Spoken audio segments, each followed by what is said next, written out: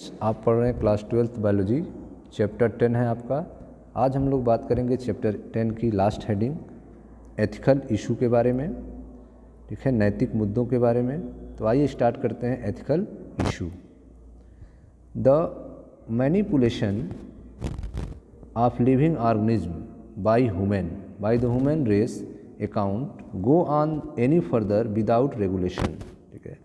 तो आप देख रहे हैं कि लिविंग ऑर्गेनिज्म जो हैं उनका ह्यूमन के द्वारा मैनिपुलेशन बिना किसी रेगुलेशन के हो रहा है, ठीक है। लेकिन ऐसा नहीं किया जा सकता। बिना किसी रेगुलेशन के लिविंग ऑर्गेनिज्म का यूज ह्यूमन के द्वारा नहीं किया जा सकता है। The manipulation of living organism by human race can not go on any further without regulation, ठीक है। तो मानव के द्वारा बिना किसी रेगुलेशन के, ठीक है, ऑर्गेनिज्म का, लिविंग ऑर्गेनिज्म का यूज जो है नहीं किया जा सकता है। Some ethical standard are required to evaluate the morality of all human activity, ठीक है। इसके लिए कुछ इथिकल स्टैंडर्ड होने चाहिए, ठीक है, कुछ नैतिक स्टैंडर्ड होने चाहिए, कुछ मानक होने चाहिए, कुछ रूल और रेगुलेशंस होने चाहिए जिनसे, ठीक है, मोरलिटी को रेगुलेट किया जा सके और ऑर्गेनिज्म को, ठीक है, बचाया जा सके। तो some ethical standard are required to evaluate the morality of all human activity, ठीक है। जितने भी ह्यूमन एक्टिविटी है उनके मोरलिटी को रेगुलेट करने के लिए, नियंत्रित करने के लिए कुछ इथिकल स्टैंडर्ड की ज़रूरत है। That might help or harm living organism, ठीक है, जिससे लिविंग ऑर्गेनिज्म की मदद हो सके और उनको नुकसान से बचाया जा सके, ठीक है। तो इस तरह देख रहे हैं कि आपकी मानव जाति द्वारा अन्य जीवधारियों से अपने फायदे के लिए बिना, ठीक है, बिना नुकसान पहुँचाए और अधिक नहीं किया जा सकता है, और अधिक उनका यूज नहीं किया जा सकता है। सभी मानवीय क्रियाकलापों के लिए जो जीवधारियों के लिए असुरक्षा या सहायक हों, उनमें आचरण की परख के लिए कुछ नैतिक मानदंड की आवश्यकता है, कुछ रूल और रेगुलेशन की ज़रूरत है। तो the manipulation of living organism by the human race can not go on any further without regulation, ठीक है। लिविंग ऑर्गेनिज्म का जो मैनिपुलेशन है ह्यूमन के द्वारा, वह बिना रेगुलेशन के और यूज नहीं किया जा सकता है। Some ethical standard are required to evaluate the mortality of all human activity, ठीक है। ह्यूमन के सभी एक्टिविटी को रेगुलेट करने के लिए कुछ इथिकल स्टैंडर्ड की ज़रूरत है। That might help or harm living organism, जो कि लिविंग ऑर्गेनिज्म की मदद करेंगे और उनको नुकसान होने से बचाएंगे। Going beyond the morality of such issue, the biological significance of such thing is also important, ठीक है। तो आप देख रहे हैं कि ऐसे मुद्दों में नैतिकता से इसमें जैव वैज्ञानिक महत्व भी है, ठीक है।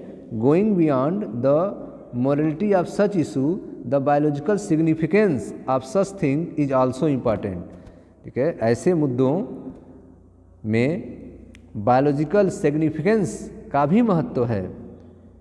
Genetic modification of organism can have unpredictable result when such organism are introduced into the ecosystem, ठीक है। तो जेनेटिक मॉडिफिकेशन ऑफ ऑर्गेनिज्म का जो जेनेटिक मॉडिफिकेशन हो रहा है, हैव अनप्रिडिक्टेबल रिजल्ट, इससे जो है अप्रत्याशित परिणाम निकल सकते हैं।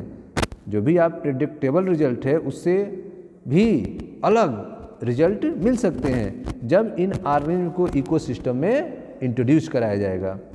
When such organism are introduced into the ecosystem, ठीक है।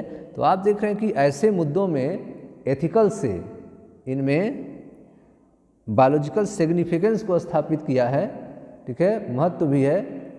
जीवों में आनुवांशिक रूपांतरण, जेनेटिक मॉडिफिकेशन के अप्रत्याशित परिणाम निकल सकते हैं, ठीक है, जब ऐसे जीवों को इकोसिस्टम में इंट्रोड्यूस कराया जाएगा। देयरफॉर, इसलिए therefore the Indian government has set up organisation such as GEAC which will make decision regarding to the validity of GM research. ठीक है, इसलिए जो है इंडियन गवर्नमेंट ने एक ऑर्गेनाइजेशन को सेट किया है जिसका GEAC फुल फॉर्म है जेनेटिक इंजीनियरिंग। ठीक है, genetic engineering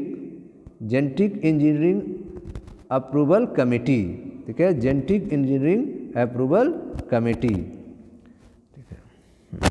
the Indian government has set up organisation such as GEAC genetic engineering approval committee which will make decision regarding the validity of GM research. ठीक है, तो भारत सरकार ने ऐसे संगठन को स्थापित किया है, जेनेटिक इंजीनियरिंग अप्रूवल कमेटी बनाई है जो, ठीक है, जेनेटिकली मॉडिफाइड रिसर्च संबंधी कार्यों की वैलिडिटी और जन सेवाओं के लिए GM, ठीक है, जेनेटिक मॉडिफाइड ऑर्गेनिज्म की सुरक्षा के बारे में भी निर्णय लेगी।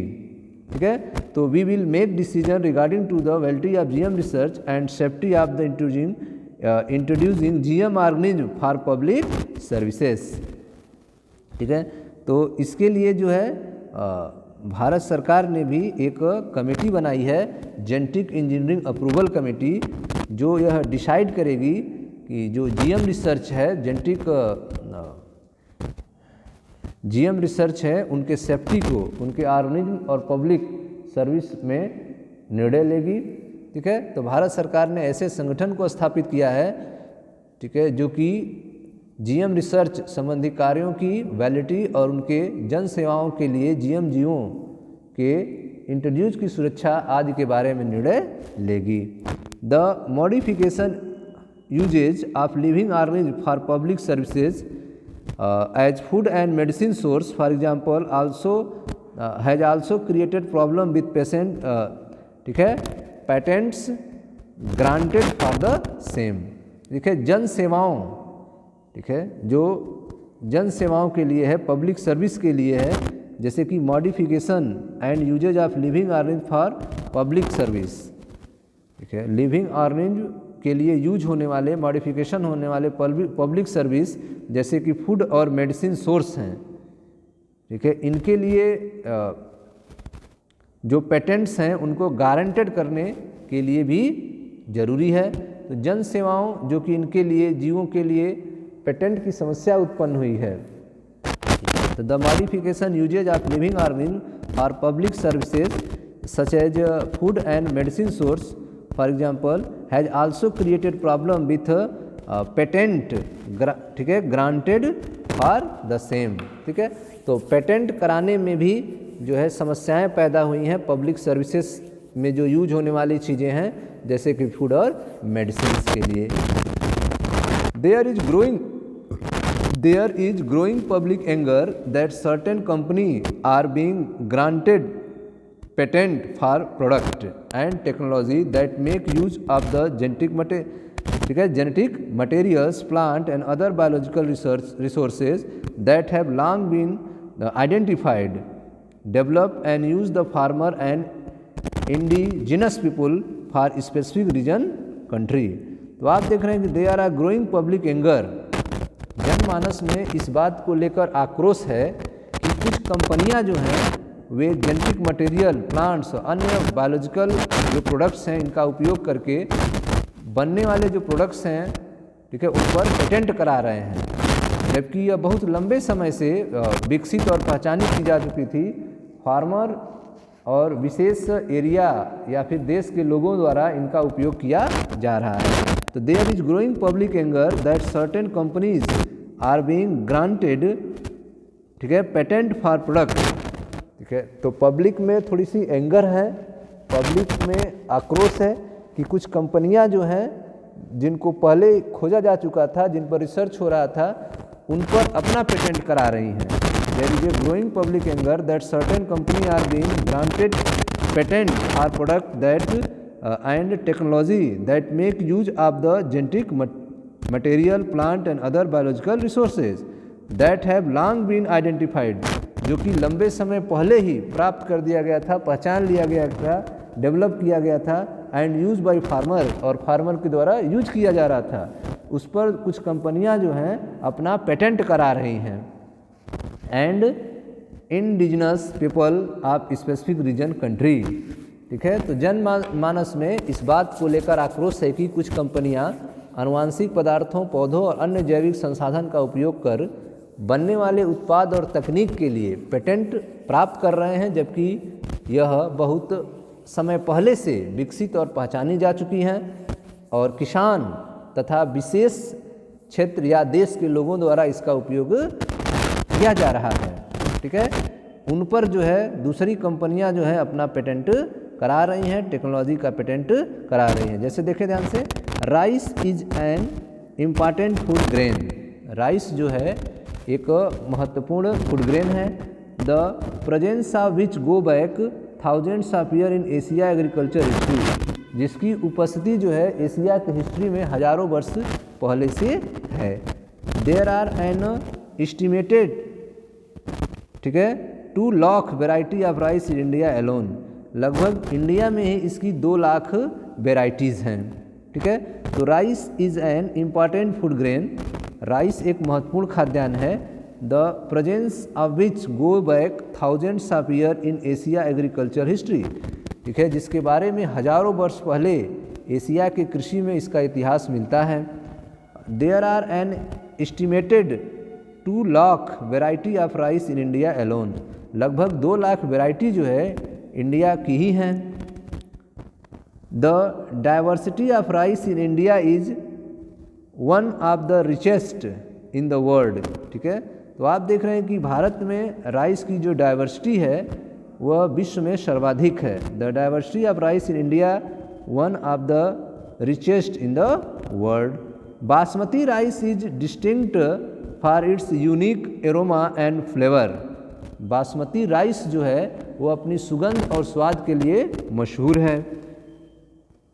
And 27 documented variety of basmati are grown in India. ठीक है, और 27 बासमती की वेराइटी है जो इंडिया में उगाई जाती है। तो आप देख रहे हैं कि basmati rice is distinct for its unique aroma and flavour. Basmati rice जो है वो अपनी सुगंध और स्वाद के लिए मशहूर है और इसकी 27 जो है पहचानी गई वैरायटी जो है भारत में उगाई जाती हैं। There is reference of basmati in ancient text, folklore and poetry. ठीक है, पुराने ग्रंथ, लोक साहित्य और कविताओं में बासमती का वर्णन मिलता है। As it has been grow for century, जिसको जो है बहुत वर्ष पहले से उगाया जा रहा है, कई सौ वर्ष पहले से इसको उगाया जा रहा है। जिसके जो बासमती की कहानी है यह पुराने ग्रंथों, लोक साहित्य और कविताओं में मिलती है। ठीक है, देखिए ध्यान से, इन 1997 an American company got patent right on basmati rice. ठीक है, तो आप देख रहे हैं कि एक अमेरिकन कंपनी है जो 1997 पे बासमती राइस पर अपना पेटेंट कराया। In 1997 an American company got patent right on basmati rice, though the US patent and trademark office. ठीक है, यद्यपि जो यूएस पेटेंट और ट्रेडमार्क ऑफिस में है वहाँ पर बासमती को अमेरिका कंपनी ने पेटेंट कराया। ठीक है, पेटेंट करा लिया था वर्ष 1997। ठीक है, 1997 में एक अमेरिकी कंपनी ने बासमती धान पर अमेरिका एकस्व ट्रेडमार्क कार्यालय द्वारा पेटेंट अधिकार प्राप्त कर लिया था। ठीक है, this allow the company to sell a new variety of basmati in the US and abroad. ठीक है, जिससे यह कंपनी जो है बासमती की जो वेराइटीज़ हैं उनको यूएस और अब्रॉड में बेच सकती थी। इससे कंपनी बासमती की नई किस्मों को अमेरिका और विदेशों में बेच सकती है। This new variety of basmati had actually been derived from Indian farmer varieties. ठीक है, वास्तव में ये जो न्यू वेराइटी थी बासमती का वह इंडियन फार्मर के द्वारा तैयार की गई थी। ठीक है, बासमती की यह नई किस्म वास्तव में भारतीय किसानों की किस्मों से ही विकसित की गई थी। ठीक, Indian basmati was cross with semi dwarf variety.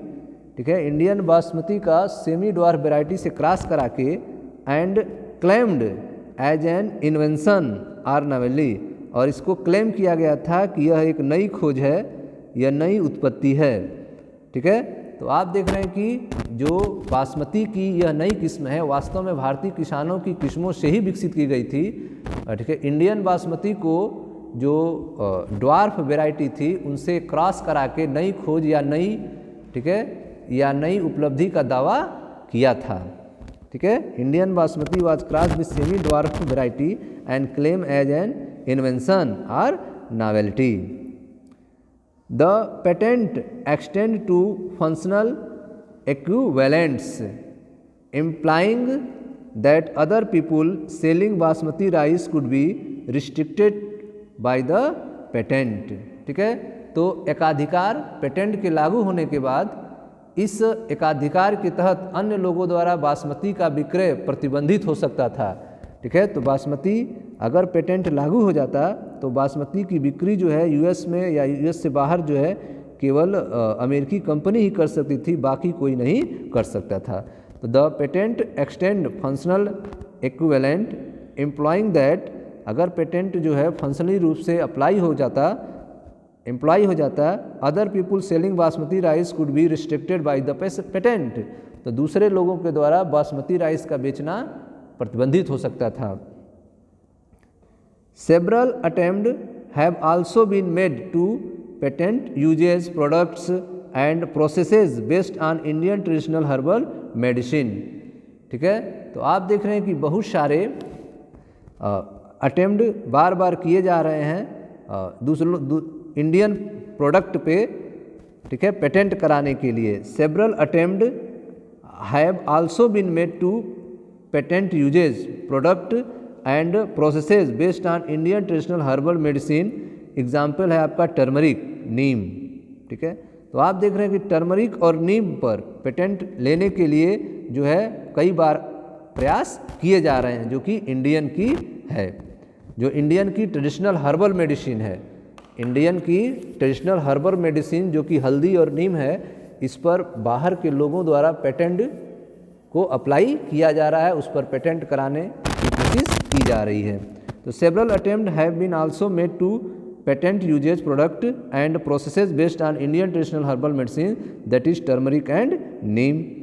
If we are not vigilant and we do not immediately counter these patent application, यदि हम इस पर विरोध नहीं करेंगे और तुरंत जो है इस पर काउंटर नहीं करेंगे इन सारे एप्लीकेशन पे, अदर कंट्री इंडिविजुअल में in case on our rich legacy, तो दूसरे देशों के लोग जो हैं हमारे, ठीक है, लेगेंसी को अपने द्वारा पेटेंट करा लेंगे and we may not able to do anything about it, अब उनके बारे में हम और कुछ नहीं कर पाएंगे। ठीक है, तो अगर हम इसका विरोध नहीं करेंगे, इसको तुरंत काउंटर नहीं करेंगे, पेटेंट एप्लीकेशन नहीं डालेंगे, तो दूसरे कंट्री के द्वारा, इंडिविजुअल के द्वारा इनको पेटेंट कराया जाएगा और इससे जो है हम इन पर इनका यूज करने योग्य नहीं रह पाएंगे। ठीक, if we are not vigilant and we do not immediately counter these patent application, other country individual में in case on our rich legacy and we may not able to anything about it. ठीक है, तो अब अगर दूसरे country के द्वारा, दूसरे लोगों के द्वारा, जो कि हमारी पहले से ही यूजफुल टेक्निक्स हैं जिनका एप्लीकेशन से यूज है हमारे कंट्री में, अगर दूसरे कंट्री के द्वारा पेटेंट करा लिया जाएगा तो हम उसके बारे में और कुछ नहीं कर पाएंगे, हम उसका यूज नहीं कर पाएंगे। तो इसके लिए तुरंत हमें विरोध और काउंटर एप्लीकेशन करना चाहिए। नेक्स्ट देखें बायोपेरेसी। बायोपेरेसी होता क्या है, तो आइए इसको समझते हैं। तो बायोपेरेसी देखें ध्यान से, biopiracy. Biopiracy is the term used to refer to the use of bio resource by multinational company and other organisation without proper authorisation from the countries and people concern without compensatory payment. देखिए ध्यान से, बायोपेरेसी जो है वह multinational कंपनियों और दूसरे organisation के द्वारा किसी नेशन या उससे संबंधित लोगों के बिना अनुमति, बिना अनुमोदन या क्षतिपूर्ति के भुगतान के जैव संसाधनों का उपयोग करना कहलाता है। ठीक है, तो biopiracy is the term use to refer to the use of bio resource by multinational company. Biopiracy term जो है यह यूज किया जाता है बायो, ठीक है, जो भी बायो रिसोर्स हैं उनका मल्टीनेशनल कंपनियों के द्वारा या दूसरे ऑर्गेनाइजेशन के द्वारा, ठीक है, बिना किसी, ठीक है, बिना किसी से पूछे हुए दूसरे कंट्री में बिना लोगों को नुकसान की भरपाई किए हुए वहाँ के संसाधनों का यूज करना। तो biopiracy is term use to refer to the use of bio research by multinational company and other organization without proper authorization from the country and people concerned without compensatory payment। ठीक है, बिना compensatory payment के, बिना वहाँ के लोगों के सहयोग से किसी दूसरी मल्टीनेशनल कंपनी या लोगों के द्वारा वहाँ के संसाधनों का यूज करना जो है बायोपरेसी कहलाता है। तो मल्टीनेशनल कंपनियों और दूसरे संगठनों के द्वारा किसी राष्ट्र या उससे संबंधित लोगों से बिना व्यवस्थित अनुमोदन या क्षतिपूरक भुगतान के जैव संसाधनों का उपयोग करना बायोपरेसी कहलाता है। तो biopiracy is the term use to refer to the use of bio research by multinational company and other organisation without proper authorisation from countries and people concern without compensatory payment. Most of the industrialized nation are rich financially but poor in biodiversity and traditional knowledge। ठीक है, तो आप देख रहे हैं कि अधिकांश जो है इंडस्ट्रियलाइज्ड नेशन ऐसे हैं जो कि फाइनेंशियली रूप से धनी हैं लेकिन उनके पास बायोडाइवर्सिटी की कमी है, ट्रेडिशनल नॉलेज की कमी है। ठीक, तो बहुत सारे औद्योगिक राष्ट्र हैं जो आर्थिक रूप से काफ़ी संपन्न हैं लेकिन उनके पास जैव विविधता और परंपरागत ज्ञान की कमी है। In contrast, the developing and underdeveloped world is rich in biodiversity and traditional knowledge related to bioresource। ठीक है, तो इसके विपरीत जो डेवलपिंग और अंडर डेवलप्ड वर्ल्ड हैं उनके पास बायोडाइवर्सिटी की अधिकता है, ट्रेडिशनल नॉलेज जो कि बायो रिसोर्स से रिलेटेड है वह अधिक है। ठीक है, तो in contrast the developing and the under developed world rich in biodiversity and traditional knowledge related to bio resource. तो आप देख रहे हैं कि बहुत सारे जो आपके इंडस्ट्रियलाइज्ड नेशंस हैं, रिच फाइनेंशियली हैं, बहुत सारे औद्योगिक राष्ट्र आर्थिक रूप से काफ़ी संपन्न हैं लेकिन उनके पास बायोडाइवर्सिटी और ट्रेडिशनल नॉलेज की कमी है। इसके विपरीत जो डेवलप्ड कंट्री हैं, अनडेवलप्ड कंट्री हैं, वहाँ पर बायोडाइवर्सिटी, ठीक है, अधिक है और उसके परंपरागत ज्ञान भी वहाँ पर है।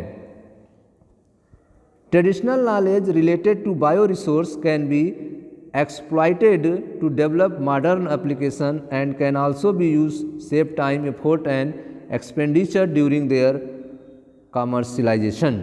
ठीक है, तो आप देख रहे हैं कि जैव संसाधन से संबंधित जो परंपरागत ज्ञान का उपयोग जो है आधुनिक उपयोग में किया जा सकता है जिसके फलस्वरूप इनके व्यापारीकरण के दौरान समय, शक्ति और खर्च को भी बचाया जा सकता है। ठीक है, तो traditional knowledge related to the bio resource संबंधित जो ट्रेडिशनल नॉलेज हैं उनका उपयोग करके can be exploited to develop modern application, जिनका उपयोग करके मॉडर्न एप्लीकेशन तैयार किया जा सकता है, यूज तैयार किया जा सकता है। And can also be use save time, effort and expenditure during their commercialisation. ठीक है, और उससे समय, एफोर्ट, एक्सपेंडिचर को बचाया जा सकता है। ठीक है, तो आप देख रहे हैं कि जो बायो रिसोर्स से संबंधित परंपरागत ज्ञान का उपयोग करके आधुनिक उपयोग में किया जा सकता है और जिसके कारण व्यापारीकरण के दौरान, कमर्शलाइजेशन के दौरान समय, शक्ति, खर्च को भी बचाया जा सकता है। There has been growing realisation of the injustice, inadequate compensation and benefit sharing between developed and developing countries। ठीक है, तो विकसित और विकासशील राष्ट्रों के बीच अन्याय, अपर्याप्त क्षतिपूर्ति और लाभों की भागीदारी के प्रति भावना विकसित हो रही है। ठीक है। तो there has been growing realisation of injustice, inadequate compensation and benefit sharing between developed and developing country. Therefore, some nation and developing law to prevent such unauthorized exploration of their bio research and traditional knowledge. ठीक है। तो इसके कारण कुछ राष्ट्र और अपने जैव संसाधन और पारंपरिक ज्ञान को बिना अनुमति के उपयोग पर प्रतिबंध के लिए नियम को बना रहे हैं। ठीक है। तो therefore some nation are developing law to prevent such unauthorized exploration of their bio research and traditional knowledge. ठीक है। तो there has been growing realization of injustice, inadequate compensation and benefit sharing between developed and developing country. ठीक है। तो विकसित और विकासशील राष्ट्रों के बीच अन्याय, अपर्याप्त क्षतिपूर्ति और लाभों की भागीदारी के प्रति भावना विकसित हो रही है, जिसके कारण कुछ राष्ट्रों ने अपने जैव संसाधन और परंपरागत ज्ञान का बिना अनुमति के उपयोग पर प्रतिबंध के लिए नियम बना रहे हैं। The Indian parliament has recently clear the second amendment of the Indian patent bill that takes such issue into consideration including patent term, emergency provisions and research and development initiative. ठीक है। तो भारतीय संसद ने, इंडियन पार्लियामेंट ने अभी हाल में ही एक second amendment of Indian patent bill को पास किया है, ध्यान लगाया है।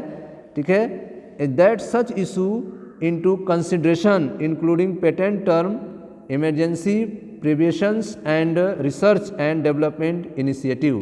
ठीक है। जिसके अंतर्गत पेटेंट नियम संबंधी, ठीक है, और रिसर्च एंड डेवलपमेंट इनिशिएटिव से संबंधित प्रयास को शामिल किया गया है।